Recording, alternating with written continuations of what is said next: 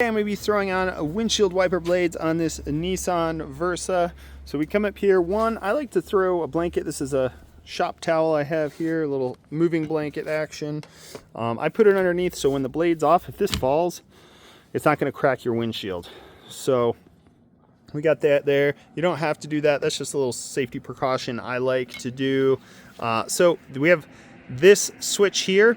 And for this style of blade, the arm, there can be 3 different styles of windshield wiper attachment. So I'm depressing this and I'm going to pull down.